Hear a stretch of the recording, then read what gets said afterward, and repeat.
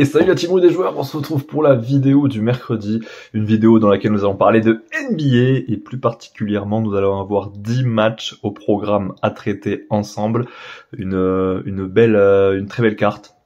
Une très belle carte avec notamment Wembanyama qui sera en déplacement dans le TD Garden de Boston, encore un Toronto-Miami et également un Jazz The Warriors à 3h du matin. Au préalable, nous allons partir avec Parion Sport qui est partenaire officiel de la NBA, qui propose l'un des bonus les plus attrayants à l'heure actuelle sur le marché. L'opérateur, donc en l'occurrence Parion Sport, vous crédite 100 euros en crédit de jeu non retirable, que le pari soit gagnant ou perdant. Vous avez les liens juste en dessous dans la vidéo, cliquez sur le lien, inscrivez-vous et placez un petit pari sur la NBA en fonction de vos confiances et en fonction de ce que je vais pouvoir vous apporter dans cette vidéo sur les différents matchs de cette carte de mercredi 17 janvier à jeudi 18 janvier. On va commencer sans plus attendre avec un Pistons Timberwolves. Attention les amis, Détroit commence à gagner des matchs, ça ne rigole plus. Là, vraiment on retrouve une équipe au top, ça enchaîne, gros succès contre les Wizards de Washington. Non, bien sûr, on rigole, hein. Ils ont gagné un match, ils ont gagné 2 matchs en 2 mois et demi. Et je pense qu'ils vont en prendre une bonne. Ils vont en prendre une bonne contre Minnesota avec un bel écart à l'arrivée pour une équipe de Détroit qui n'a ni queue ni tête cette année. Donc victoire des Wolves avec un petit écart. La deuxième affiche, nous allons avoir un Atlanta-Orlando. Atlanta-Orlando, alors pour être très honnête avec vous, dans la partie rédac que j'ai pu... ce match, je l'ai calé hier soir à 18h. Et je n'avais pas connaissance des cotes encore et j'avais mis Atlanta. Je pensais que les cotes allaient être à peu près similaires, voire bien plus fortes pour Atlanta qu'une cote à 2,10 de 20 pour Atlanta. C'est tout le contraire. C'est une cote à 1,60 pour Atlanta et une cote à 2,30 pour Orlando. Mon choix est vite vu. Je ne peux pas partir sur un 1,60 pour Atlanta, dans la mesure où ça ne va pas du tout. Dans cette équipe, on sait très bien que ça peut exploser à tout moment. Et Orlando a gagné un match prometteur, j'ai envie de vous dire, du côté de New York. Mine de rien, c'est pas trop dégueulasse en déplacement. Orlando, je crois que c'est 13 victoires, 9 défaites. Donc pourquoi pas tenter Orlando, très sincèrement, alors que dans la partie rédac, jusqu'à aller à Atlanta, mais je vais peut-être le changer, quoi. Mais c'était juste parce que les cotes, je ne les avais pas en ma possession. Celtics Spurs, hein, donc un Wembanyama qui va visiter le TD Garden de Boston. Ils sont pas bons quand même pour les Spurs, celui-ci, ça sent pas très très bon malheureusement.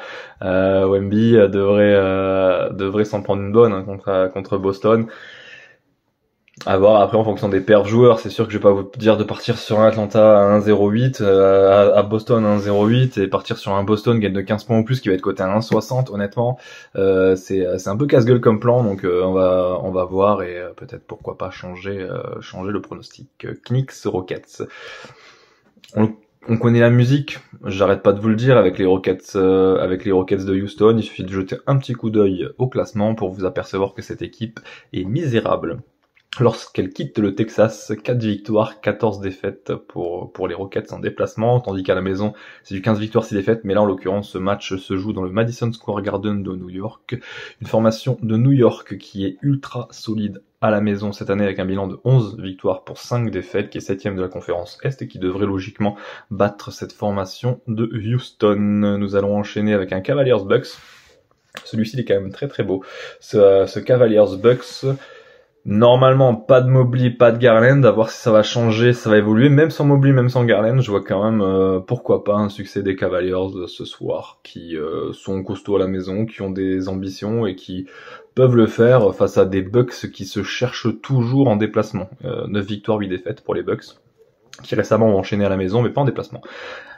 Raptors Heat, le match est à 1h30. Raptors à la maison, j'ai envie de leur faire confiance. Ils ont quand même montré un beau visage contre Boston, malgré la défaite, lors du MLKD. Toronto à la maison, j'insiste là-dessus. Pelicans Hornets, celui-ci, je vais essayer de vous trouver quelque chose de plus cohérent, quoi, de plus sympa, parce que même pour le Pels 13 points ou plus me tente à 1,75, mais honnêtement, c'est quand même très risqué, 13 points d'écart, mais je vais pourquoi pas le tenter et voir surtout en fonction des absences et des présences du côté de New Orleans. Nous allons prendre la direction de la Crypto.com Arena où les Lakers de Los Angeles reçoivent les Mavericks de Dallas. Les Lakers qui ont gagné leur dernier match à la maison avec la manière lors du MLKD et surtout contre le Thunder d'OKC. Pour rappel, les Lakers à la maison c'est du solide. C'est malgré cette 10e place à l'Ouest, c'est quand même 14 victoires, 7 défaites, donc 66,66% de victoires à la maison, tandis que du côté de Dallas, on retrouve une très belle équipe en déplacement, 11 victoires, 8 défaites pour un 6e de conférence Ouest. Alors celui-ci, il est quand même embêtant comme match à pronostiquer, à parier. Il y a un homme qui normalement ne devrait pas être là, mais qui est incertain, c'est Luka Doncic. Moi personnellement, avec Luka Doncic, je tente Dallas. Sans Luka Doncic, je pars sur les Lakers. Donc voilà, je suis obligé de vous donner un pronostic et je vais peut-être partir sur un over-under parce que je peux pas vous dire Lakers ou Mavericks à l'heure actuelle dans la mesure où Doncic est incertain et ça paraît trop compliqué. Nous allons terminer cette carte, il ne nous reste plus que 2 matchs. Nous allons prendre la direction de Salt Lake City où le Jazz reçoit Golden State, Golden State au plus mal. Utah, vous le savez, c'est l'équipe qui joue actuellement le mieux dans la conférence Ouest, tout simplement 9 victoires lors des 10 derniers matchs. Personne ne fait mieux à l'heure actuelle en NBA. 9 victoires lors des 10 derniers matchs, 15 victoires, 5 défaites à la maison. Ouais, ça commence à faire beaucoup. Ça commence à faire beaucoup pour une équipe de Utah qui joue bien et contrairement à Golden State qui commence à couler, qui a perdu ses 2 derniers matchs et qui est pas terrible en déplacement avec un bilan de 7-11. Et nous allons la conclure, cette carte, avec un Portland-Brooklyn. Portland-Brooklyn, moi, j'ai quand même envie de faire confiance à Brooklyn, malgré le fait que cette équipe a complètement perdu pied, 16 victoires, 23 défaites. Du côté de Portland, je pense que la situation est un peu plus complexe, et mine de rien, du côté de Brooklyn, ils sont encore 10e, donc il y a encore l'espoir de jouer les play-in, donc dans cet espoir, dans cette optique, je pense que Brooklyn est capable de l'emporter. Voilà les amis, j'en ai terminé avec cette carte de 10 matchs, j'espère vous être utile dans vos choix, et tant pour moi de vous rappeler que les jeux d'argent sont interdits aux mineurs, bien entendu. Il n'est pas nécessaire de jouer des grosses sommes pour se faire kiffer. Vous me faites un petit combiné avec ce que j'ai sorti. Il y a pas mal de cotes en plus sympas, des cotes à 2, notamment celle de Toronto. Et moi, je vous souhaite une excellente journée. Je vous dis à vendredi. Ciao, ciao!